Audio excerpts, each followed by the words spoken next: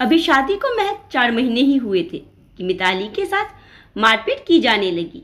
एक दिन घरेलू मारपीट, शारीरिक एवं मानसिक प्रताड़ना और जानलेवा हमले के बाद रात को जैसे तैसे मिताली अपने मायके पहुंची और रोते रोते माँ पापा को अपने साथ हुए अत्याचार को बताया।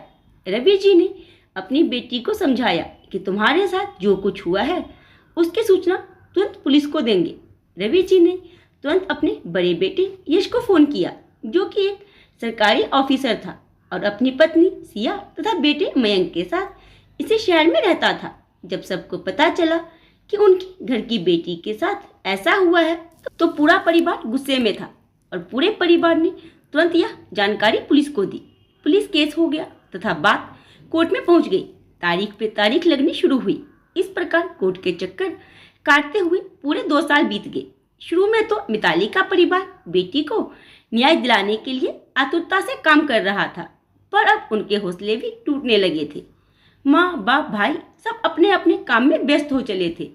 छोटे भाई की शादी भी हो गई। अब 2 भाई भाभी और बच्चों के साथ मिताली भी इसी घर में थी। भाई भी अपनी घर गृहस्थी में लगभग व्यस्त हो गए थे।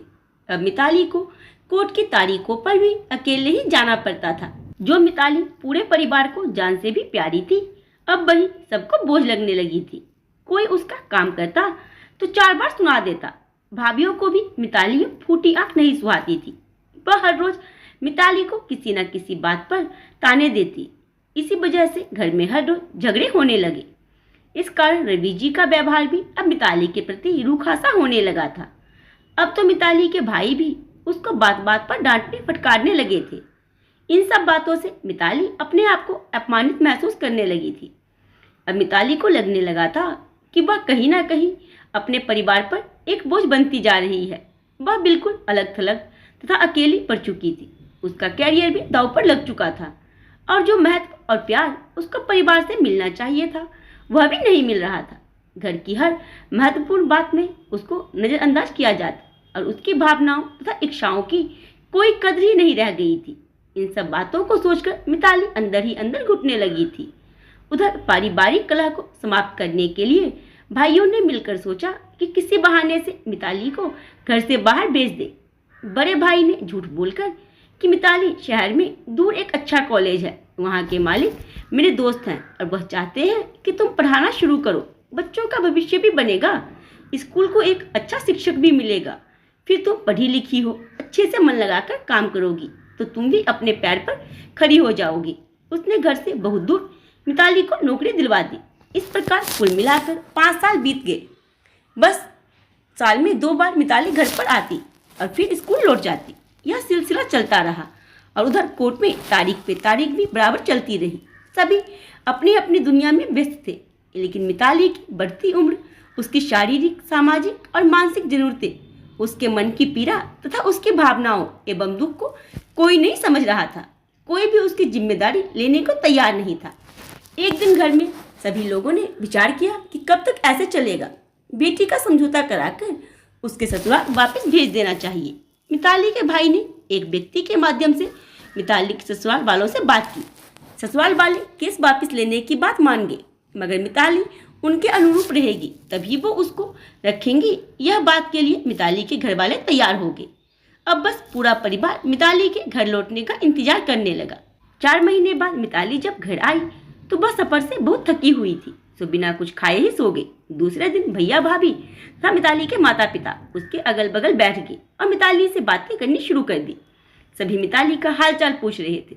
मिताली भी अपने आप को थोड़ा रिलैक्स महसूस कर रही थी। अचानक मिताली के बड़े भाई ने बताया कि उन्होंने उसके पीछे से उसके ससुराल वालों के साथ समझौता कर केस वापस ले लिया है और अब उसको अपने ससुराल जाना होगा।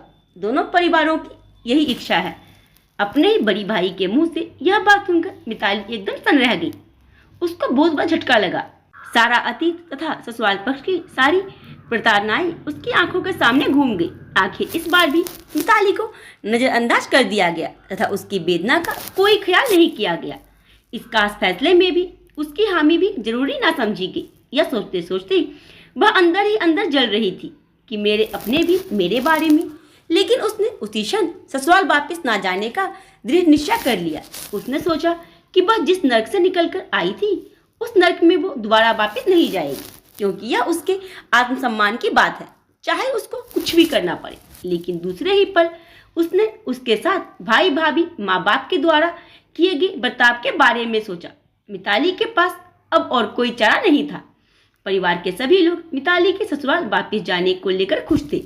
रात के समय सभी लोग खाना खाकर अपने अपने कमरे में चले गए। भाई और भाभी अपनी बेटी के साथ नीचे वाले कमरे में सो गए। माँ पापा दोनों साथ वाले कमरे में सो गए। मिताली अपने कमरे में ऊपर चली गई। रात के करीब 3 बज चुके थे। परिवार के सारे लोग गहरी नींद में सोए हुए थे। चारों तरफ सन्नाटा छाया हुआ था। लेकिन आज की रात मिताली के लिए बड़ी भारी थी। उसके दुख, वेदना तथा पीड़ा का कोई सहारा ना था, क्योंकि उसके मन की बात ना कोई सुनना चाहता था, ना ही कोई सुनने को तैयार था।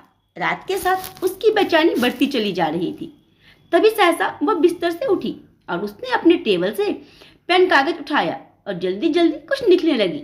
इसके बाद उसने दबे पांव चुपके से उठकर घर के किसी कमरे से एक रस्सी ली और गले से रस्सी फंसाकर फंदे से झूल गई।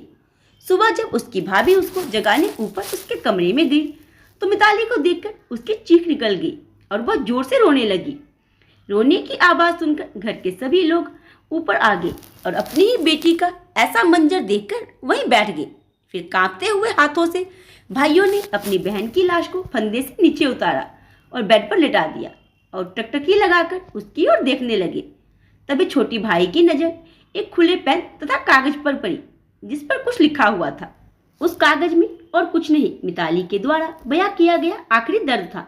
उसमें लिखा था, पूरे परिवार को मैं बहुत प्यार करती हूँ। मैं इसलिए यह कदम उठा रही हूँ कि मैं पिछले काफी समय से अकेली पड़ गई थी। मेरी वजह से परिवार का माहौल भी ठीक नहीं रहता था। घर में कलह होती थी। मेरी वेदना, पीड़ा, भावना और अकेलेपन के दर्द को कोई समझना नहीं चाहता था। कल की घटना के बाद तो मैं बिल्कुल ही टूट गई थी।